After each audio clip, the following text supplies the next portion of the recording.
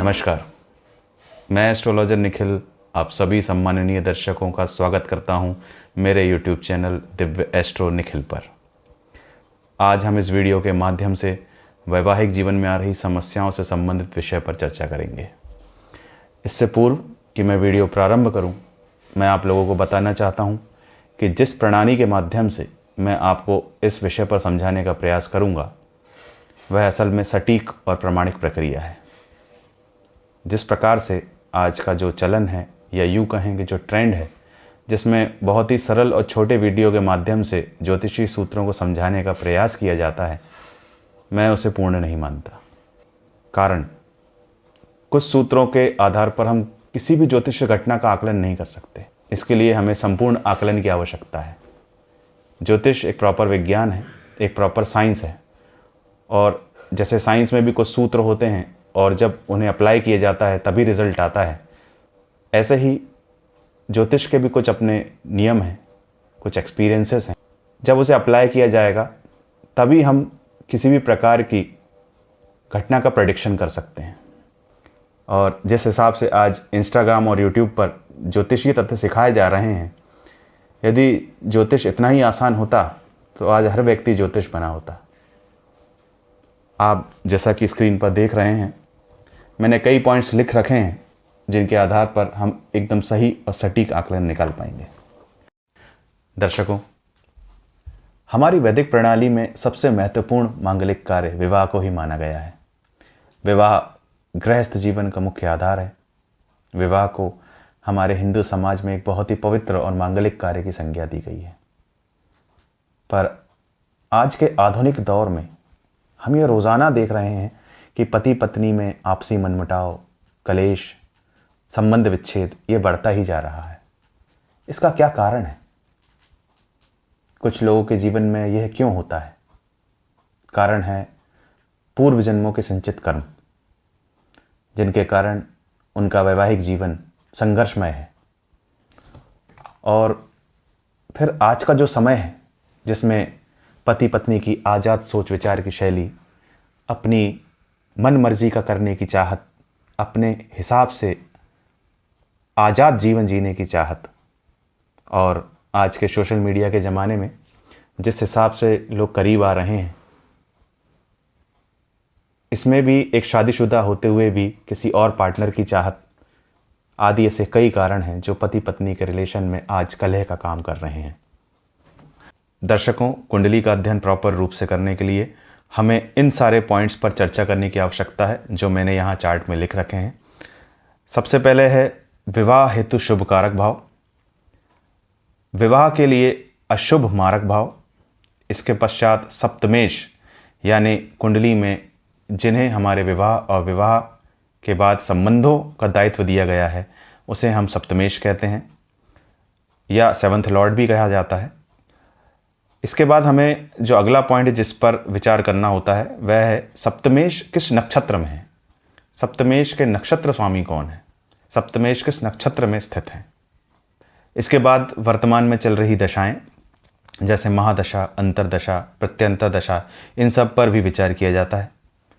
इसके बाद हमें गोचर में बनने वाले योगों पर भी चर्चा करना होता है। इसके बाद है ग्रह दृष्टियाँ, सप्तम भाव में बनने वाली सप्तम भाव पर पड़ने वाली ग्रह दृष्टियाँ या सप्तम भाव में बनने वाली युतियाँ। इसके बाद अंत में D9 चार्ट को हम देखते हैं। दर्शकों, मैंने इसे ज़्यादा से ज़्यादा सरल बनाने का प्रयास किया है ताकि आपको समझ आए। इसके लिए मैंने साइड में राशि और राशि के स्वामियों की स्थिति भी लिख दी है। साथ ही नक्षत्र और नक्षत्र स्वामी के बारे में भी यहाँ पर पूरा लिख दिया है, जिससे कि आपको आगे इस विषय को समझने में सरलता हो। दर्शकों, वैवाहिक जीवन में आ रही समस्याओं का आकलन करने के लिए मुख्य रूप से हम 7वें भाव को देखते हैं। अब आप 7वां भाव कैसे पहचानेंगे? इसके लिए आपकी जन्म कुंडली चाहे किसी भी लगन की हो, चाहे यहाँ 1 लिखा हो, 2 लिखा हो, 3 लिखा हो, 4 लिखा हो, चाहे कुछ भी नंबर लिखा हो, बस इस भाव से आपको 7 भाव आगे गिनना है। 1 2 3 4 5 6 7 7 भाव आगे गिनने पर जो भी राशि यहाँ बैठेगी वह आपके सप्तमेश की राशि होगी। जैसे हम यहाँ पे एग्जाम्पल के लिए 1 नंबर लगन की कुंडली लेते हैं, तो मैं यहाँ लिख देता हूँ 1 2 3 4 5 6 7 8 9 10 11 और 12। तो दर्शकों, अब जैसे हमें यहाँ से आगे गिनना है, तो हम देखते हैं कि यहाँ से 1 2 3 4 5 6 7, तो 7वें भाव की यहाँ पर तुला राशि बनती है। देखिए 7 नंबर तुला राशि, जिसके स्वामी हैं शुक्र, यानी कि इस कुंडली के सप्तमेश हुए शुक्र।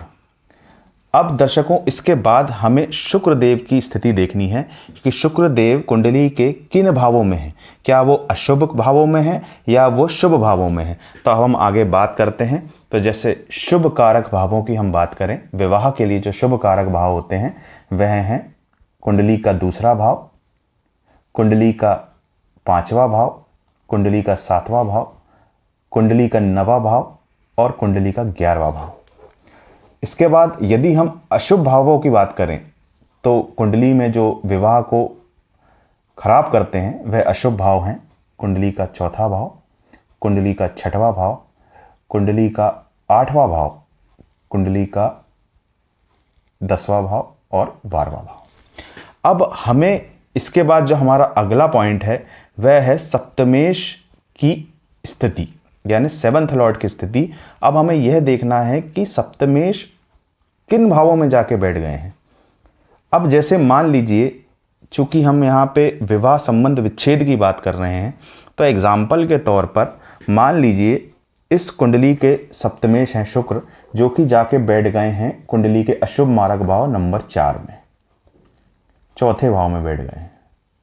तो हमने यहां लिख दिया शुक्र। अब क्या यहां 4थे भाव में बैठ जाने मात्र से ही अशुभ हो जाएंगे? नहीं।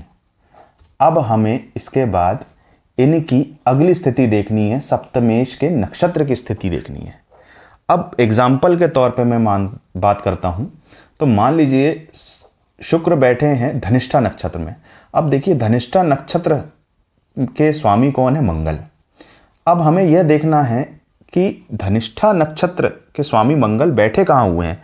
अब एग्जाम्पल के तौर पे मैं यहाँ पर मंगल को 6ठे भाव में बिठा देता हूँ, एक और अशुभ भाव में। तो मंगल यहाँ पे जब अशुभ भाव में बैठ गए हैं, तो अब ये पक्के सिग्निफिकेटर दिखा रहे हैं कि कहीं ना कहीं विवाह की स्थिति खराब होगी। दोस्तों, अब आपके मन में एक सवाल होगा कि हम अपने सप्तमेश का नक्षत्र कैसे पहचानेंगे, हमें पता कैसे चलेगा कि नक्षत्र, हमारे सप्तमेश के नक्षत्र क्या है, किस नक्षत्र में है। तो उसके लिए आप एक एस्ट्रोसेज ऐप को डाउनलोड कर सकते हैं। दर्शकों, जब आप एस्ट्रोसेज ऐप डाउनलोड कर लेंगे और डाउनलोड करने के बाद अपनी जो कुंडली की डिटेल्स है उसको फिल कर देंगे, इसके बाद आपकी कुंडली जनरेट होगी। उस कुंडली के जनरेट होने पर आपको वहाँ पर एक कॉलम दिखाई देगा जो होगा ग्रह स्थिति का। उस ग्रह स्थिति के कॉलम में जो भी ग्रह आप देखेंगे और उस ग्रह के नक्षत्र को आप जानना चाहते हैं, तो वहाँ साइड में ही लिखा होता है नक्षत्र स्वामी, नक्षत्र की स्थिति। आप वहाँ से अपने जो भी ग्रह हैं जिसके आप नक्षत्र को जानना चाहते हैं, आप वहाँ से उस चीज़ को देख सकते हैं। दर्शकों, अब हम आगे बढ़ते हैं। तो देखिए, जैसे कि आप देख रहे हैं सप्तमेश के नक्षत्र और सप्तमेश की स्थिति को देख लिया है, तो अब हमें आगे यह देखना है कि हमारे सप्तमेश अन्य किन भावों से जुड़ते हुए रिजल्ट देने वाले हैं। जैसे इस कुंडली में सप्तमेश हमारे जो शुक्र हैं वह 2रे भाव से, 4थे भाव से, 6ठे भाव से, 8वें भाव से जुड़ते हुए सब रिजल्ट देने वाले हैं, 7वें भाव से जुड़ते हुए रिजल्ट देने वाले हैं। इसका अर्थ यह हुआ कि मैक्सिमम अशुभ मारक भावों से जुड़ते हुए रिजल्ट देने वाले हैं। साथ ही शुक्र की 7वीं दृष्टि जो है वह 10वें भाव पे पड़ रही है। तो कहीं ना कहीं सप्तमेश हमारे कलह युक्त जीवन और तलाक को दिखाते हैं।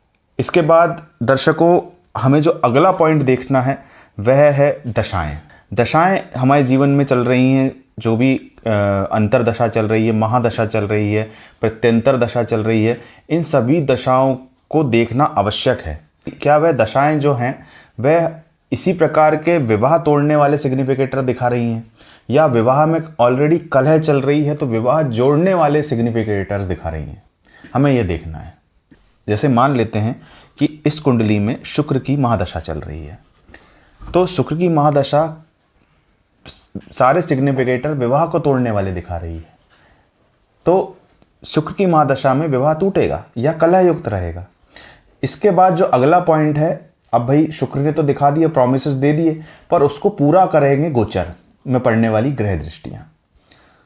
अब जैसे मान लीजिए ये कैसे होगा कि मान लीजिए शुक्र की महादशा चल रही है और गोचर में किसी ग्रह की दृष्टि इस शुक्र पर पड़ जाए, तो फिर जो हमारा सप्तमेश प्रॉमिस कर रहा है विवाह तोड़ने का, वह प्रॉमिस वह पूरा करेगा। फिर जो हमारी प्रेडिक्शन है वो पूरी होगी। बिना गोचर में ग्रह दृष्टि में आए किसी भी प्रकार की प्रेडिक्शन आप जो दे रहे हैं किसी ग्रह से संबंधित, वह कभी पूरी नहीं होगी जब तक गोचर में उस पर दृष्टि ना पड़ जाए, उस ग्रह पर। इसके बाद हम बात करते हैं ग्रह दृष्टियों व युतियों की। तो हमें यह देखना है कि 7वें भाव में किन ग्रहों की दृष्टि पड़ रही है, क्या वह शुभ है या अशुभ है। साथ ही 7वें भाव में किन ग्रहों की युतियाँ बन रही है, कहीं कोई खराब ग्रह की युति तो नहीं बन रही है, जैसे विष दोष तो नहीं बन रहा है, चांडाल दोष तो नहीं बन रहा है, अंगारक दोष तो नहीं बन रहा है। इस प्रकार का कोई भी दोष तो हमारे 7वें भाव में नहीं बन रहा है, या 7वें भाव पर दृष्टि तो नहीं डाल रहा है। हमको यह भी एक पॉइंट करना होगा, यह भी एक पॉइंट है जो कि हमको देखना होगा। इसके बाद हमारा अगला पॉइंट है D9 चार्ट। D9 चार्ट में हमें जो हमारे 7वें भाव के स्वामी हैं उनकी स्थिति देखनी होगी, क्या वह अशुभ मारक भावों से तो संबंध नहीं बना रहे हैं। तो दर्शकों, इन सारे पॉइंट्स पर चर्चा करने के बाद ही हम किसी प्रॉपर नतीजे पर पहुंच पाएंगे और हम एक अपना प्रॉपर प्रेडिक्शन दे पाएंगे। दोस्तों, चूंकि वीडियो ज़्यादा लंबा हो जाएगा, इसलिए इस वीडियो का अगला पार्ट, जिसमें मैं एक ऐसी महिला की कुंडली के माध्यम से आपको ज्योतिषीय गणना समझाने का प्रयास करूंगा, जिनका वैवाहिक जीवन तो काफ़ी कलहयुक्त रहा और उन्होंने अपने पति से तलाक भी ले लिया, और तलाक लेने के बाद आज वह अपने पति के साथ दोबारा रह रही हैं। दोस्तों, ये बहुत ही एक क्लासिक केस है समझने के लिए, जिसे मैं इस सप्ताह पार्ट 2 के माध्यम से समझाऊंगा, ताकि आप लोगों को जो आज मैंने समझाया है इस विषय पर और क्लैरिटी आ सके। अब तो दर्शकों, अब यदि इस प्रकार की स्थिति है तो हमें क्या उपाय करना चाहिए, इस पर भी चर्चा कर लेते हैं। तो आपकी कुंडली में जो भी सप्तमेश हो रहे हैं, आप उनके तांत्रिक बीज मंत्रों का जाप करें। यदि कुछ ज़्यादा ही अशुभ स्थिति है तो सप्तमेश के कवच पाठ का भी आप सहारा ले सकते हैं। साथ ही संबंधित ग्रह के दान आदि करें, पर बीज मंत्रों पर ज़्यादा फोकस करें। आप जो भी पूजा आरंभ कर रहे हैं वह निश्चित मुहूर्त में एक निश्चित समय पर करें, क्योंकि कई बार मैं ऐसे लोगों से रूबरू होता हूं जो पूर्व में किसी अन्य ज्योतिषी के पास जाते थे, उनके द्वारा जो भी उपाय कराए गए वह बिना किसी मुहूर्त के कैलकुलेशन के कर दिए गए। सपोज मानिए कि यदि किसी व्यक्ति को शुक्र जनित पीड़ा थी, तो उनके गुरुजी ने यह कह दिया कि किसी भी शुक्रवार से आप आरंभ कर दें, तो किसी भी शुक्रवार में आरंभ कर देने से आपको लाभ नहीं मिलेगा। बिना किसी मुहूर्त के या शुभ मुहूर्त के उपाय करने से आप लोगों को कोई लाभ नहीं होने वाला है। साथ ही उपायों को अपने घर के मंदिर में या आस पड़ोस के किसी मंदिर में ही करें, कहीं भी उपाय को ना करें।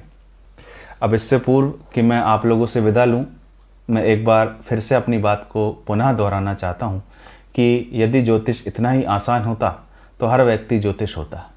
मैं इस वीडियो के माध्यम से जो भी आपको आज समझाने का मैंने प्रयास किया है, और आपके या आपके परिचितों की कुंडली में यह योग दिख रहे हैं, तो मेरा आपसे एक विनम्र निवेदन है, किसी योग्य ज्योतिषी से परामर्श अवश्य लें।